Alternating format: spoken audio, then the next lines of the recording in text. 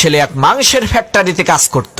একদিন সেই ছেলেটি ফ্যাক্টরি ছুটি হওয়ার কয়েক মিনিট আগে মাংসগুলোকে রাখার জন্য হিমাগারে প্রবেশ করলো। এমন সময় দুর্ভাগ্যবশত হঠাৎ করে হিমাগারের গেট বাহির থেকে লক হয়ে গেল। তখন সেই ছেলেটি অনেক চিৎকার চেঁচামেচি করলো, কিন্তু কোনো লাভ হলো না, কারণ ততক্ষণে ফ্যাক্টরির সমস্ত লোকেরা কাজ শেষ করে বেরিয়ে গেছে। এদিকে হিমাগারের প্রচন্ড ঠান্ডার কারণে সেই ছেলেটির শরীর জমে যেতে আরম্ভ করলো। ছেলেটি তখন ভেবেই নিল যে আজই তার জীবনের শেষ দিন। কিন্তু এমন সময় অপ্রত্যাশিতভাবে সেই হিমাগারের দরজা খুলে একজন সিকিউরিটি গার্ড তাকে উদ্ধার করলো। তখন সেই ছেলেটি আশ্চর্য হয়ে সিকিউরিটি গার্ডকে জিজ্ঞেস করলো, চাচা, এই অসময়ে আপনার তো এখানে আসার কথা না, তাহলে আপনি কিভাবে এখানে আসলেন? তখন সেই সিকিউরিটি গার্ড বলল, বাবা শোনো, আমি এই ফ্যাক্টরিতে 20 বছর যাবত চাকরি করি, কিন্তু তোমার মতো একজন মানুষও আমি পাইনি। তুমি প্রত্যেকদিন ফ্যাক্টরিতে ঢোকার সময় আমাকে একটা সালাম দাও, আবার বের হওয়ার সময় আর একটা সালাম দিয়ে বের হও। আজ সকালবেলা ঢোকার সময় তুমি সালাম দিয়েছো, কিন্তু বের হওয়ার সময় তোমার সালামটা আমি পেলাম না।